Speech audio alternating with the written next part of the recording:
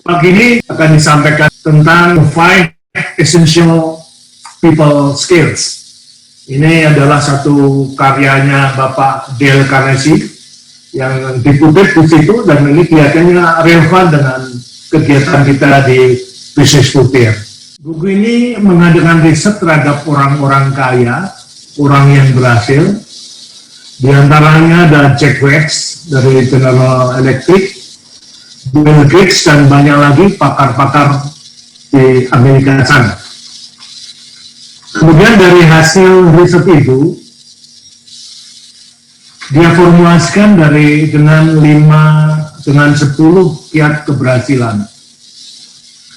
Cuma dalam dialog dengan para orang yang berhasil itu, dikatakan tak satupun mereka yang menyebut pentingnya memiliki keterampilan teknis alias hard skill sebagai persyaratan untuk sukses di dunia kerja. Bahkan 50 orang yang disurvei itu dia mengatakan bahwa keterampilan teknis, bukan keterampilan teknis di sini maksudnya, melainkan kualitas diri yang termasuk dalam kategori keterampilan lunak atau soft skill, atau keterampilan yang berhubungan dengan orang lain, people skill. Dalam hubungan dengan people skill ini, saya mendapat sebuah buku karya Dale Carnegie yang mengatakan the 5 essential people skills ini. Sebetulnya dari judul yang ada ini sebetulnya sudah menjawab kesimpulan. Ketika kita sudah memahami 5 essential people skills ini, diharapkan kita nantinya menjadi pribadi yang tegas, mudah memahami orang lain, dan sakap menyelesaikan konflik. Sebetulnya ini sudah selesai, Bu Susi dan Bapak-Bapak sekalian. Karena esensi dari 5 essential people skills ini, nantinya diharapkan kita semua menjadi pribadi yang tegas, mudah memahami orang lain, dan cakap menyelesaikan konflik. Ini penting bagi kita semua karena kita ini hidup dalam jaringan-jaringan. Kita melakukan business review. Dan business review ini kalau kita dengarkan dari Pak Ivan Drago kemarin, intinya adalah komunikasi. Intinya adalah komunikasi, Pak Ivan Drago, ya, beberapa saat yang lalu. Tapi saya mencoba mengembangkan komunikasi ini menjadi hubungan ya. Hubungan antara kita, people skill, ini lebih agak meluas sedikit daripada hanya sekedar komunikasi. Tapi memang inti dari kesemuanya ini adalah masalah komunikasi. Ibu Bapak sekalian yang saya hormati, pagi ini seperti judul saya akan menyampaikan masalah yang berkaitan dengan people skill. Ini adalah karya dari Dale Carnegie. Mungkin Ibu Bapak pernah mendengar seorang tokoh ini. Beliau dulu pernah menulis buku tahun 1936 yang sangat melegenda. Judulnya adalah How to Win Friends and Influence People. Itu tahun 1936 beliau meluncurkan buku ini. Dan buku ini sekarang masih eksis dan banyak sekali digunakan dalam konteks hubungan sosial, hubungan antar manusia. Memang kalau kita perhatikan di dalam konteks people skill 5 tugas skill ini, ada satu hal yang mendasar yang memayungi 5 people skill ini, yaitu masalah yang dikatakan sebagai asertif. Nah, asertif. Nah, asertif di sini adalah, sebentar, jangan turun naik. Nah, asertifnya adalah sikap mampu berkomunikasi dengan jujur dan tegas, namun tetap menghargai dan menjaga perasaan orang lain. Jadi 5 kemampuan tadi, 5 kemampuan yang esensial tadi, harus dipayungi dengan sikap asertif ini. sikap mampu berkomunikasi dengan jujur dan tegas, namun tetap menghargai dan menjaga perasaan orang lain. Nah, dalam kegiatan kita, ya, bisnis courtier ini, sebetulnya ini adalah kunci utama kita. Kita berkomunikasi dengan teman, kita mencari klien, kita mencari hubungan-hubungan yang baik dengan teman-teman. Kalau tidak didasari dengan komunikasi yang jujur dan menjaga perasaan orang lain, tentunya ini tidak dapat berhasil dengan baik. Nah, 5 kemampuan apakah yang didesain oleh Dale Carnegie ini? Antara lain adalah pembinaan relasi, kemudian yang kedua rasa ingin tahu, kemudian yang ketiga komunikasi, yang keempat ambisi dan penyelesaian konflik. Nah, 5 keterampilan ini sekali lagi Ibu Bapak sekalian, ini harus dipayungi dengan asertif, ya, harus dipayungi dengan asertif. Mari kita kupas satu persatu. Yang pertama adalah pembinaan relasi. Nah, pembinaan relasi ini tentunya bagi kita, seperti kita lihat dalam kenyataan, kita melihat Bu Banun mampu menghadirkan teman-temannya. Teman-temannya juga dengan tidak keberatan menyampaikan testimoninya tentang COVID yang menimpa, kemudian dengan courtier placenta ternyata dia mampu menghilangkan penyakit itu. Nah, kemampuan itu untuk menghadirkan orang, ini merupakan satu hal yang besar yang harus kita pahami.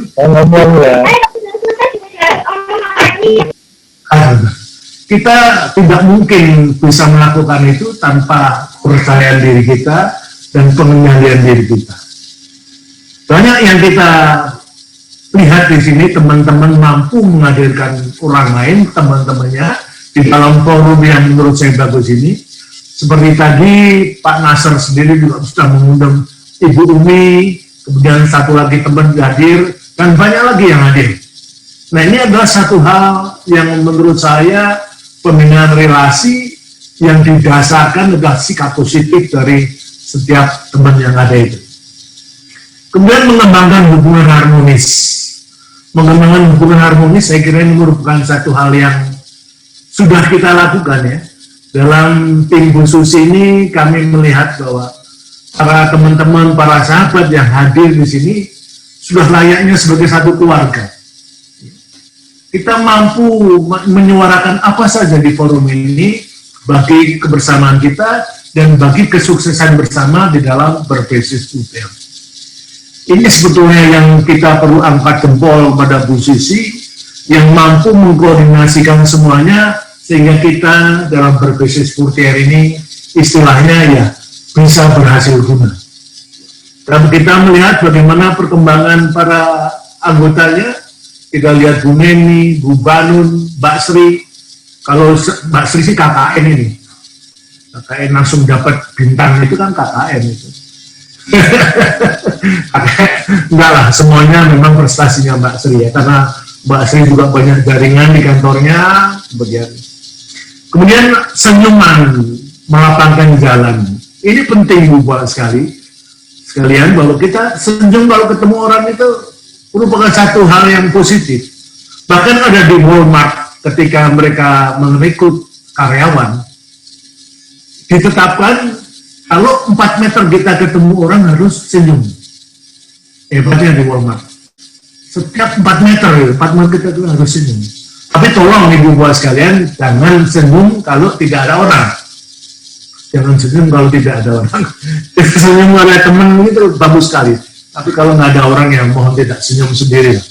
Ini kebiasaan saya, senyum sendiri di kamar gitu. Kemudian mengutarakan pendapat dengan suara yang pas. Ini memang satu hal yang khas, ya. Kalau kita mendengarkan Pak Nasr bicara itu kan nggak pernah bisa pelan, ya. Suaranya keras gitu. Tapi kalau kita mendengarkan suaranya Pak Hernanto, lain lagi, mendayu-dayu gitu. Kita mendengarkan suara Pak Hernanto itu kalau kita resapi, lama-lama kita bisa tidur. Karena suaranya enak. Tapi kalau Pak Nasr mesti keras itu. Apalagi mantan polisi itu suaranya nggak boleh apa datar-datar saja, harus keras gitu. Karena memang ini semua pembawaan. Karena kita bicara ngomong itu memang intonasi ini juga bisa membuat beda arti. Ada yang mengatakan aduh gitu. Itu kan berarti kesakitan, ketiban sesuatu ya, kita bilang aduh. Tapi kalau bilang aduh itu lain lagi itu. Ini biasa Pak Nasr, kalau bicara aduhnya enak itu tulis Pak Nasr. Kemudian yang berikutnya adalah sikap diam.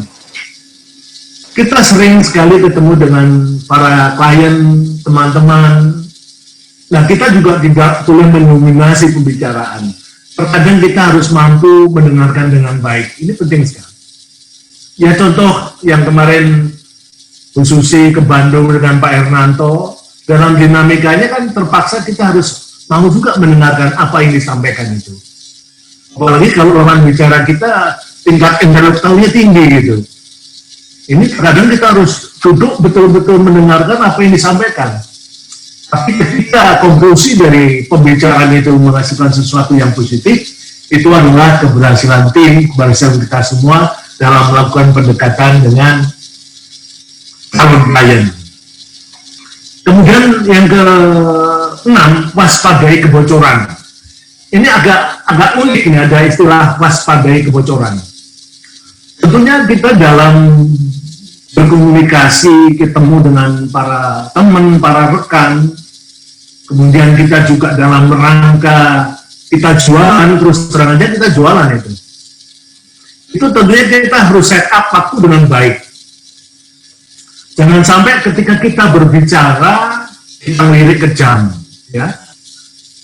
Walaupun kita tidak sengaja lirik ke jam ini, ke jam tangan kita, itu akan membuat lawan bicara kita atau calon klien kita merasa jengah juga. Kok lagi ngobrol kok lihat jam, berarti sudah mau pergi atau apa, berarti dia tidak siap dengan waktu. Oleh karenanya daripada kita kebocoran terhadap satu hal itu, mendingan langsung kita berikan penjelasan kepada lawan bicara kita, Pak, Ibu, mohon maaf waktu kita berbicara sudah cukup, karena kebetulan kita ada acara lain, itu akan lebih bagus ketimbang bicara kita lihat jam, bicara kita lihat jam. Ini katanya Dale Carnegie, bukan saya Bu ya, saya hanya meneruskannya dari buku beliau gitu. Lanjut. Nah sekarang adalah rasa ingin tahu.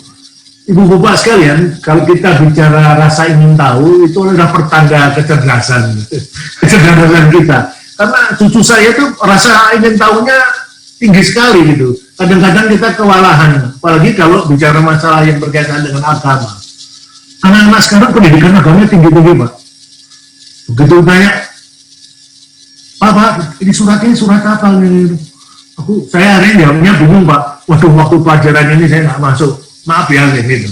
Ini satu hal yang bagaimana kita ngeles kalau ditanya cucu karena nggak bisa jawab gitu ya. Tapi ini adalah satu hal yang mungkin ke depan kita harus siap untuk menghadapi pertanyaan-pertanyaan cucu. Kemudian pengalaman emosional sekaligus intelektual. Rasa ingin tahu kita ketika kita bertemu dengan klien, ketika kita ketemu dengan calon klien ataupun siapa mereka yang kita datangi, tentunya kita mampu melihat figur-figur yang kita hadapi ini sebagai suatu pengalaman emosional. Nah, kalau kita menghadapi orang yang level intelektual yang mungkin lebih tinggi dari kita, tentunya ini juga sekaligus pembelajaran buat kita. Kalau saya ketemu Pak Nasr gitu misalnya, beliau adalah dokter, saya harus hati-hati nih. Harus ngomong apa, harus hati-hati, harus jaga sikap gitu, supaya tidak keliru gitu. Pak Nasr ya, Pak Nasr.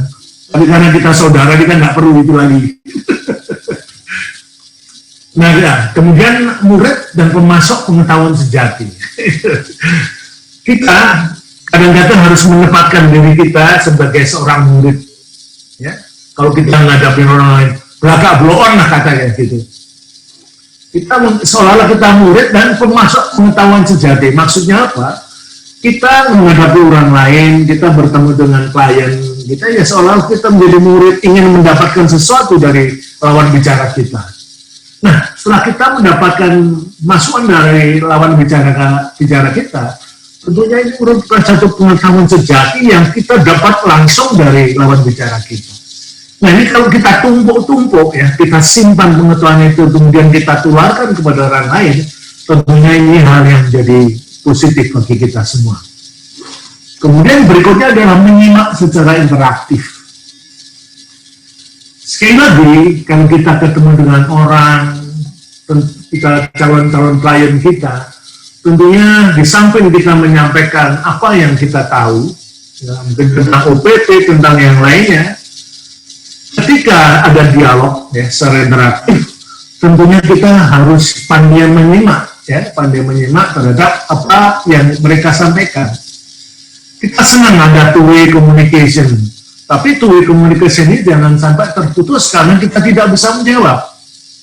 Oleh karenanya, kalau kita ingat dulu ada satu kiat untuk kita berhasil dalam menjual, yang pertama adalah ada ability, ada attitude, dan ada appearance. Nah, ability inilah kita gunakan. Kemampuan kita menyerap apa yang dibicarakan, kemampuan kita untuk memahami produk yang kita jual ini menjadi satu hal yang mutlak. Ya. Jadi kita tadi mendengarkan apa yang disampaikan Pak Dedi, keren banget itu. Pak Dedi telah mampu mengelaborasi apa yang ada menjadi satu hal yang baru buat kita. Ya, termasuk yang dari WHO tahun 2019 kita baru tahu tuh Pak, tidak hanya juga seperti itu. Nah hal-hal seperti inilah yang perlu kita tularkan, dan syukur alhamdulillah di dalam tim Bu Susi Suryono ini kita mampu berbagi sehingga kita punya banyak sekali masukan yang mungkin bisa kita tularkan pada lain kesempatan.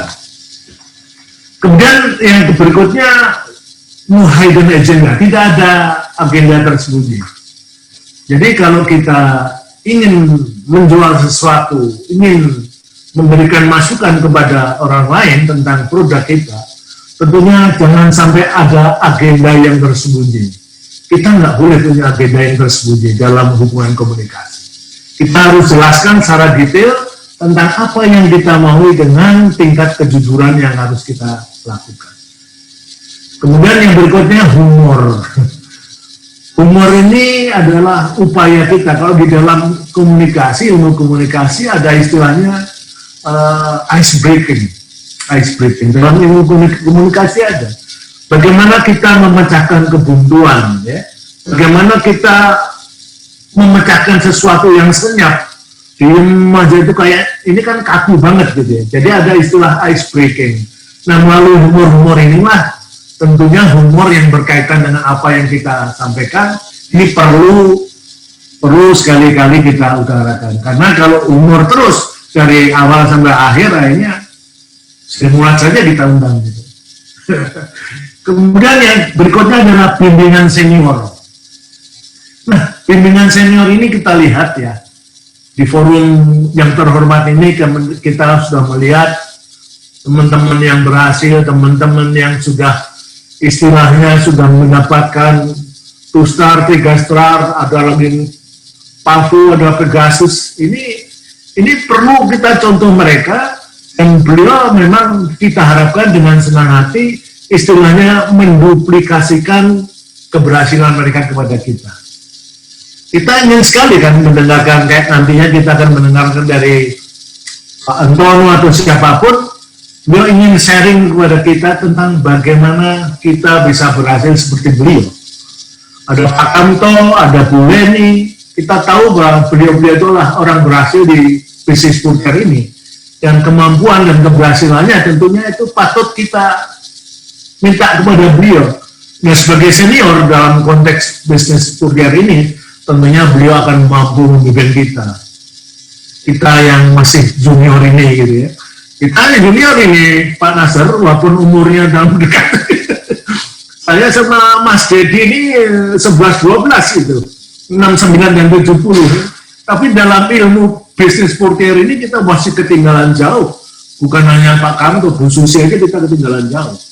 Nah, oleh karenanya kita sangat mengharapkan beliau-beliau ini mau dan mampu menduplikasikan keberhasilannya kepada kita.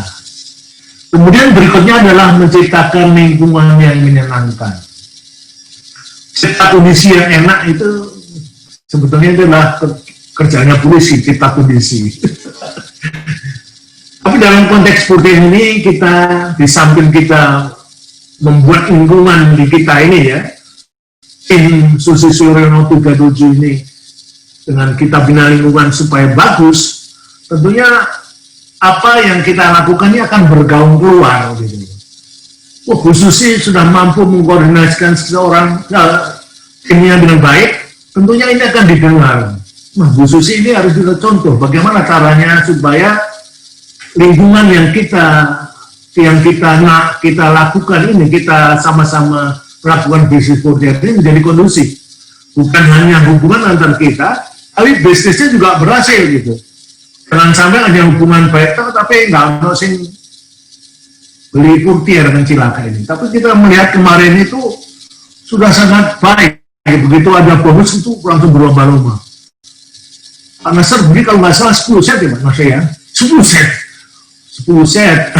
Pak Dede 15 set. Waduh keren banget ini gitu. Jadi sekali lagi Pak, kita di tim Ibu Susi ini sudah mampu membina lingkungan dengan baik. Dan lingkungan yang baik tentunya kita harus keluarkan ke luar, sehingga di dalam konteks bisnis kita, itu kita mampu membuat lingkungan yang kita inginkan bersama ini menjadi lebih harmonis dan lebih dinamis. Lanjut. Lupa sekalian, kalau kita bicara komunikasi asertif, seperti saya sampaikan tadi, bahwa komunikasi asertif ini merupakan satu kemampuan untuk mengkomunikasikan apa yang diinginkan, dirasakan dan dipikirkan kepada orang lain, namun dengan tetap menjaga dan menghargai hak-hak serta perasaan pihak lain. Ini penting kita garis bawahi buat sekalian, karena dalam komunikasi ini kita tidak hanya ngomong tok, tapi kita juga harus mampu mendengarkan dengan baik, ya. Dengan tetap sekali lagi menghargai hak serta perasaan pihak lain. Ini penting sekali karena jangan sampai lawan bicara kita atau calon klien kita itu rasanya kurang bagus gitu, sehingga moodnya dia itu juga menjadi kurang bagus. Nah, ketika mood mereka itu kurang bagus, ya akibatnya nggak ada kontrak gitu, istilahnya nggak ada kontrak gitu, nggak ada yang dulu di Longko itu. Tapi alhamdulillah ya, sepanjang yang saya pahami, sepanjang yang saya ikuti dalam kegiatan ini, semuanya itu istilahnya welcome ya. Sangat terbuka kepada orang lain, sangat terbuka dengan pendatang-pendatang baru. Kita lihatlah, tadi ada Bu Umi, ada temannya Bu Umi yang temannya Mas Nasr ini. Kita lihat dari teman-teman semua yang hadir, menyapanya dengan ikhlas, ya kan? Menyapa beliau dengan ikhlas, itu adalah satu hal yang positif bagi tim kita ini. Nah, memang itu yang ditekankan oleh Bu Suryono kepada saya, yang ditunjuk beliau sebagai koordinator, kita harus mampu menjaga silaturahmi dengan baik, jaga hubungan antar kita semuanya, supaya hubungan kita semakin harmonis. Lanjut. Nah, sekarang gaya berkomunikasi, Ibu Bapak sekalian. Gaya berkomunikasi ini kan memang semuanya tergantung dan berpulang kepada setiap individu ya. Tapi menurut Dale Carnegie, lagi-lagi Dale Carnegie, karena saya juga mengutipnya terhadap ini Bu, bukunya nih Dale Carnegie. Biasanya siapa namanya Pak Nasr terus nyari ini. Dale Carnegie ini, saya ngomong ini dasarnya buku ini, jadi kalau Pak Imam ngewes saja nggak ada dasarnya, ini ada dasarnya. Bukunya Dale Carnegie. Ini adalah menurut beliau bahwa berkomunikasi secara sabar tanpa bermaksud menyerang orang lain. Nah ini kita lihat ya Bu ya, Ibu Bapak sekalian, bahwa dalam konteks tim Susi Suryono ini kelihatannya rata-rata bagi kita, kalau kita melihat ya memang sebagian besar usulnya umurnya itu sudah istilahnya oversek gitu loh. Oversek itu di atas 50 gitu. Over 50 gitu. Seket orang dia bilang seket itu 50. Jadi usianya di atas 50 sehingga kita sudah istilahnya makan asam garam itu udah puas ya, sehingga tingkat kesabarannya itu ya keren gitu. Yang belum sabar ya mungkin Jansri aja, masih muda soalnya gitu.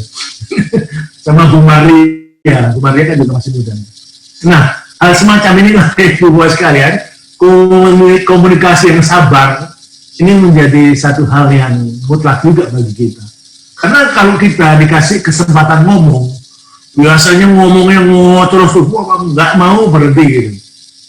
Padahal itu diperlukan gitu ya. Saat kita harus berhenti, kita harus berhenti.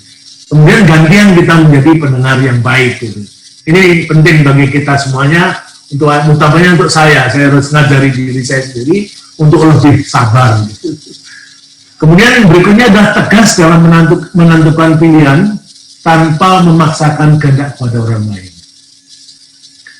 Ini memang yang bagus-bagus di Dale Carnegie ya, tapi ini memang perlu kita garis bawahi dan kita contoh gitu. Kita kalau nanti mungkin kondisi sudah normal, Ibu sekalian, OPP itu akan dilakukan di satu tempat yang enak gitu ya. Mungkin di hotel sana di dekat Priok gitu ya. Yang dulu kita beberapa kali di sana. Nah, apa yang disampaikan oleh presenter itu sama sekali tidak ada niatan memaksa. Harus beli, nggak ada niatan untuk memaksa para klien untuk beli. Tapi kita hanya memberikan gambaran kepada para yang kita undang bahwa produk ini adalah produk yang bagus, Rolls Royce katanya. Setelah kita jelaskan dengan detail manfaat dan kegunaan bagi kita, tentunya mereka akan menilai kan, Dan ternyata dari pengalaman beberapa kali kita menjadi kegiatan seperti itu, yang join cukup banyak Pak, Walaupun kalau kita lihat melalui media Zoom meeting Bu Susi ini juga dampaknya cukup positif ya, karena pandemi ini membuat kita harus merekayasa penerbuan pertemuan ini melalui Zoom meeting. Dan alhamdulillah banyak yang hadir. Tadi anak saya juga ikut, tapi bilang, jadi saya nggak mau muka saya dilihat ya, karena aku pakai daster. Kamu telanjang juga nggak apa-apa, asal tidak ditampilkan ya. Itu mereka ingin mendengarkan sebetulnya, yang ingin didengarkan adalah Pak Dedi tadi. Kalau saya mungkin nggak mau denger ya, nggak bosen. Kemudian yang ketiga adalah mengatakan kebenaran, selalu menjaga perasaan orang lain. Ini sama saja sebetulnya ya. Dengan yang di atas kita harus selalu memberikan nilai-nilai yang benar dan selalu menjaga perasaan orang lain. Jadi Pak Dale Carnegie di sini kelihatannya maunya menjaga perasaan saja. Memang dari buku beliau yang pertama diterbitkan di tahun 1936, How to Win Friends and Influence People, itu intinya adalah itu juga Pak. Jaga perasaan orang lain. Pertanyaan saya, perasaan saya gimana? Tapi itulah inti dari bukunya Pak Dale Carnegie. Kemudian berikutnya adalah percaya diri dan terbuka. Percaya diri dan terbuka, saya kira ini sudah biasa lah kita lakukan. Kalau saya memang pede aja gitu loh Pak, nekat aja gitu. Karena kalau nggak nekat bisa dimarahi Bu Susi gitu. Mendingan nekat saja, percaya diri dan terbuka. Kalau dasarnya percaya diri dan terbuka, wes yang lainnya lewat lah. Kemudian berikutnya adalah cara pandang yang positif dan optimis. Cara pandang yang positif dan optimis itu selalu didasari kepada kemampuan kita. Kalau kita sudah mampu meresapi, memahami betul tentang produk kita, tentunya kita punya cara pandang positif terhadap produk itu. Karena kalau kita positif, tentunya kaitannya dengan masalah optimis. Ini mutlak Ibu Bapak sekalian, kita cara pandang positif terhadap produk kita, itu adalah hal yang harus kita lakukan setiap saat.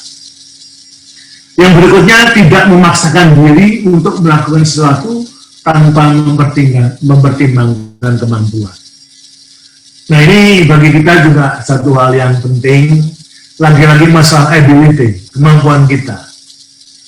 Jadi kalau kita dulu pernah ingat ada 3A, appearance, kemudian attitude dan ability, ini sebetulnya ada kaitannya dengan mempertimbangkan kemampuan ini.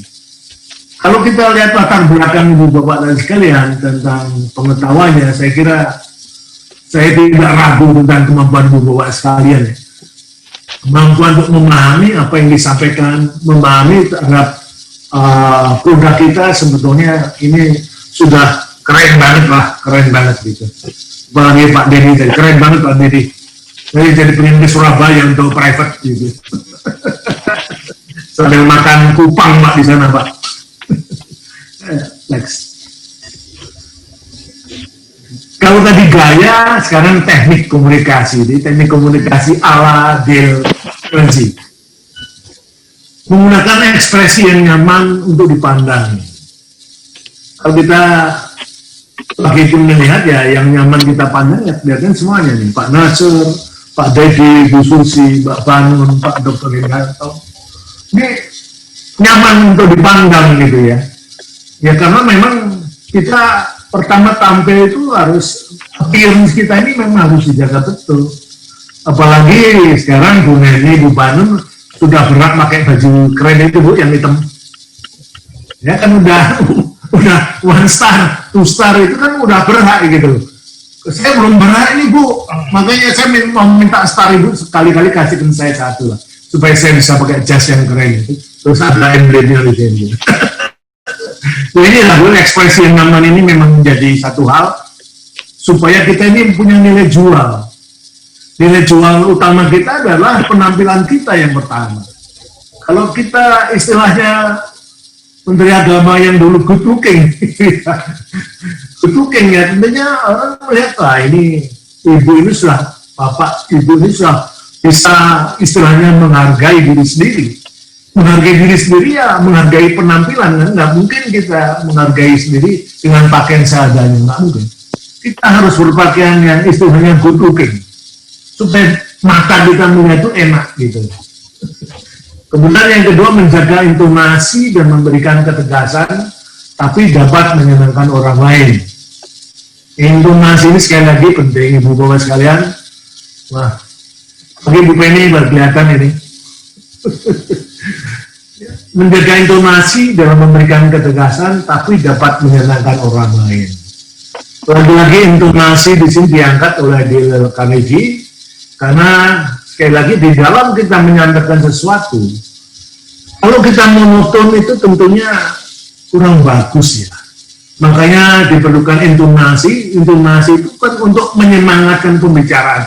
Kapan kita harus menekankan kalimat-kalimat atau kata-kata yang perlu ditambah bobot ya, bobot tekanan pembicaraan dan mana yang tidak. Ya, kemudian yang ketiga mendengarkan secara baik lawan bicara yang sedang mengatakan sesuatu. Jadi katakan bahwa kita ini pembicara, tapi harus sekaligus pendengar yang baik. Ya kalau kita bisanya bicara tapi tidak mampu mendengar orang lain untuk menyampaikan pendapatnya, kita bukan komunikator yang bagus. Komunikator yang bagus adalah mereka yang mampu bicara bagus, tapi sekaligus mampu mendengarkan dengan bagus. Kemudian berikutnya, selalu berupaya untuk menemukan solusi yang terbaik dalam menyelesaikan suatu masalah. Solusi adalah kegiatan kita dalam sehari-hari. Mengambil keputusan adalah kegiatan kita sehari-hari. Oleh karenanya dalam konteks Purkier Placenta, Purkier Placenta ini, tentunya kita tidak akan kesulitan untuk menemukan solusi yang terbaik ya untuk menyelesaikan suatu masalah. Sekarang ini mungkin bulan Januari, mudah-mudahan bukan hanya Januari ya, masa bonus ini panasan. Itu nanti ada Januari, Februari, ada Maret. Tapi kalau bonus terus ya mungkin langsung tiarap itu. Ya. Karena kita dengarkan pun ini bonusnya katanya hanya sampai dengan Januari aja, berikutnya nggak ada bonus. Waduh, silakan juga. Padahal yang kita harapkan bonus. Tapi tidak apa-apa Ibu sekalian. Jadi kita di dalam menjalankan BCCW ini tentu kita akan menemukan solusi yang bagus bagi kepentingan semua pihak. Ini penting untuk kita pahami bersama. Lanjut. Ini komunikasi efektif penting. Kenapa komunikasi asertif itu penting? Karena Anda berkomunikasi sambil tetap menghormati kebutuhan dan hak semua orang, termasuk kita sendiri. Jadi sekali lagi bahwa komunikasi asertif ini sangat penting bagi kita, ya, karena kita menghormati kebutuhan dan hak semua orang. Karena yang 5 tadi itu hal yang biasa kalau tidak dipayungi asertif. Ini menurut Dale Carnegie. Kemudian yang kedua, Anda dapat tetap menjaga batas dalam hubungan, namun pada saat yang sama lawan bicara juga terbantu untuk tetap menghargai Anda. Ketika kita berhadapan dengan lawan bicara, kemudian kita mampu menampilkan satu attitude kita yang positif, dan akhirnya yang bisa kita petik adalah hubungan antara kita dan lawan bicara kita menjadi positif. Nah, kalau hubungan kita menjadi positif, tentunya beliau ini akan menghargai kita, ya kan? Menghargai kita. Ya, seperti layaknya sekarang ini, kita mendengarkan Bapak Dedi tadi bicara.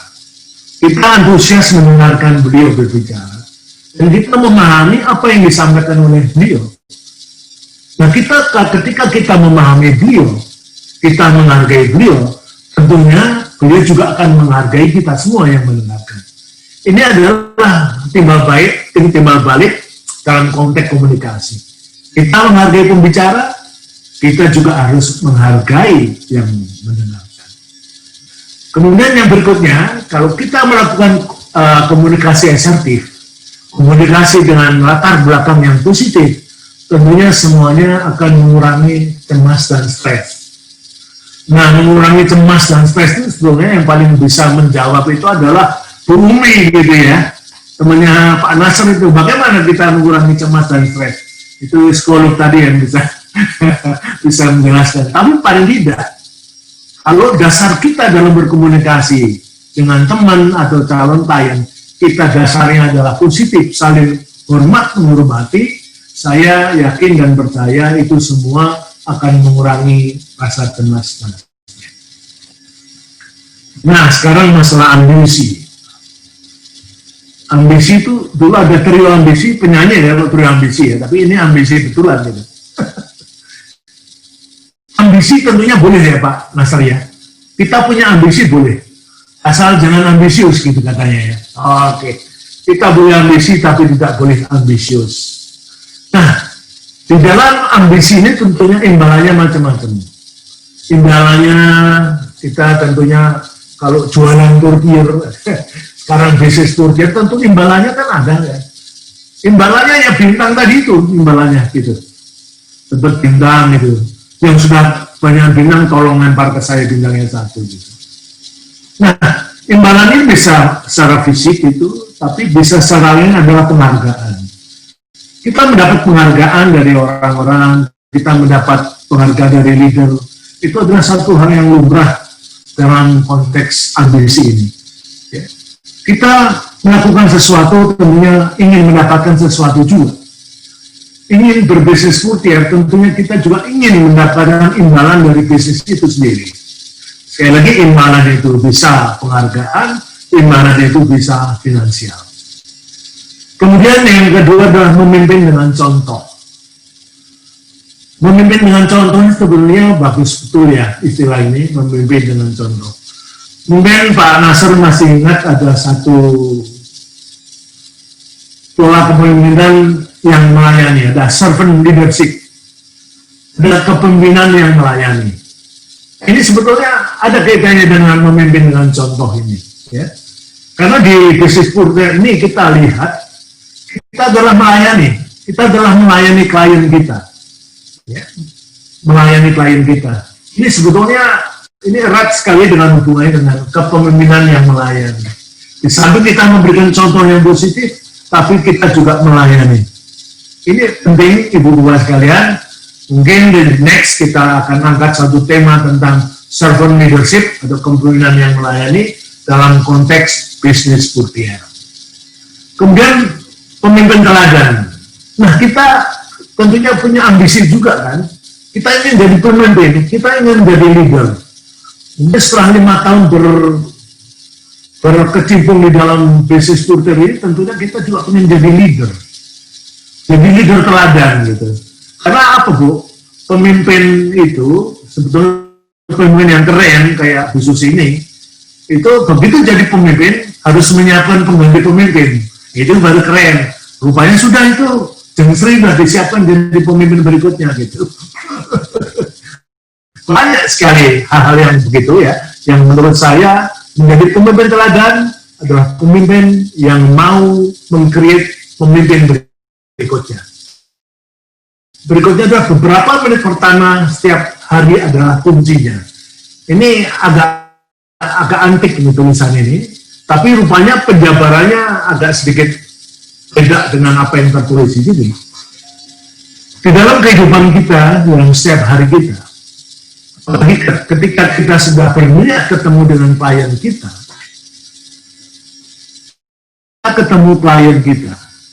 ini adalah kunci keberhasilan kita dalam setiap harinya. Ketika tanggapan klien kita, tanggapan apa yang disampaikan kepada mereka, kemudian feedbacknya bagaimana, ketika itu menjadi halus, istilah smooth, itulah yang sebetulnya menjadi kunci keberhasilan kita. Menit-menit pertama ketemu Pak Nasr, kemudian beliau dengan positif dan dengan senyum, itulah keberhasilan saya hari itu, Pak. Nah, ketika Pak Nasr saya temuin nggak senyum, waduh cilaka ini, ya kan? Berarti komunikasi kita nggak berhasil gitu, Pak. Menit-menit pertama itu adalah kunci dari keberhasilan kita setiap hari. Lanjut. Nah, ini adalah yang terakhir kalau nggak salah, dia menyelesaikan konflik. Bapak sekalian, konflik adalah suatu realitas. Setiap hari, dimanapun saja, apalagi di rumah tangga, saya kira tidak semulus apa yang kita kendaki. Ya. Selalu ada ups and down, ada turun naik gitu. Saya yang sudah kawin untuk lama, ya kadang-kadang gitu, Pak. Kadang-kadang ada yang turun, ada yang naik gitu. Tapi ini adalah satu realita bahwa konflik di dalam kehidupan apapun adalah realita yang harus kita hadapi. Dalam bisnis juga begitu, dalam bisnis porter juga begitu. Selalu ada konflik. Gitu. Konflik itu kadang-kadang besar dan kecil. Konflik yang kecil misalnya, Bu Susi lupa mencantumkan list nama yang sudah pesan. Itu konflik. Itu konflik dalam strata yang kecil, ya Bu Susi, betul ya? Itu adalah konflik dalam skala kecil. Nah, untung yang bersangkutan tidak komplain, Bu Susi kok oleh saya nggak ada, gitu. Nama saya kok nggak ada. Waduh, maaf, sorry lah. Itu dengan sorry akhirnya terselesaikan itu. Nah, ini memang harus kita harus atasi konflik-konflik semacam itu. Jangan sampai konflik yang kecil ini menjadi besar, gitu. Menjadi besar kalau Bu Susi lupa gitu. Udah diingatkan itu listnya kok nggak ada nama saya, lupa lagi itu misi gitu, itu jadi besar itu urusannya. Ini sengaja ya Bu Susi, nama saya nggak di lista itu. Sekali lagi bahwa konflik adalah satu realitas. Makanya di situ dituliskan juga oleh Dales Carnegie, lakukan penilaian secara jujur. Dan Bu Susi menjawab itu jujur. Waduh, sorry ya Mbak, saya lupa ini banyak sekali pengiriman-pengiriman. Ini yang sudah datang, belum kirim, nah ini sampai ngisi list saja kelewatan, mohon maaf. Dan itu disampaikan secara jujur. Nah, itu sebetulnya sudah menyelesaikan satu persoalan. Bahwa konflik itu sudah bisa diatasi dengan penilaian secara jujur. Kemudian hindari retorika yang menyerang lawan bicara. Ini adalah satu pola kita di dalam komunikasi. Jangan sekali-kali kita membuat satu retorika yang menyerang lawan bicara. Ini nggak positif itu, kurang bagus ya, berretorika tapi menyerang lawan bicara. Kita mendingan adem-adem saja gitu ya. Kita landai-landai saja, ya sehingga kalau kita landai saja, waktu kita berbicara dengan lawan bicara kita, ya insya Allah semuanya akan lancar gitu. Tidak akan ada dusta di antara kita, ribut di antara kata, tidak ada. Ini adalah satu upaya memanajemen konflik. Karena ternyata manajemen konflik itu juga ada. Kalau nggak percaya tanya Pak Nasr itu. Di Pak Nasr ya, manajemen konflik ada itu. mungkin jadi satu pembelajaran tersendiri di PT IKA. Kemudian berikutnya adalah pertahankan sikap terbuka dan responsif. Lagi-lagi masalah keterbukaan, karena keterbukaan itu membuat kita hilang stres. Ya. Kalau kita terbuka, kemudian tidak ada hidden agenda, nggak ada hidden agenda, tidak ada agenda yang disembunyikan, insya Allah semuanya akan lancar. Nah tentunya dalam forum yang terhormat ini kita juga akan mengajak semuanya, jangan pernah ada dusta di antara kita, jangan ada agenda, ini semuanya akan lancar. Tentunya di bawah pemimpin itu, Bu Leader yang khusus itu, tidak ada hidden agenda. Ini penting kita. Kemudian berikutnya komitmen terhadap pendekatan semua menang. Kita pernah dengar ada satu konsep tentang win-win solution. Tapi kata orang bullshit. Bullshit katanya ada win-win solution. Mesti ada yang kalah lah, pasti ada yang kalah sedikit, menang sedikit gitu. Kalau sama-sama senang itu katanya nggak ada gitu. Panasan, win-win solution itu rasanya kok susah gitu diterjemahkan secara kenyataan, itu nggak ada gitu. Mesti ada yang rugi sedikit, ada yang lebih sedikit. Itu di lapangan seperti itu. Jadi komitmen terhadap pendekatan semua menang ini ada satu konsepsi ya, kita harapkan kita ke arah sana gitu. Semuanya bisa menang gitu, win-win solution. Dan yang paling ideal adalah mengelola konflik. Jadi kalau kita sudah bicara masalah konflik, sekali lagi bahwa konfliknya adalah realitas. Konflik ini sesuatu yang harus kita hadapi secara jujur.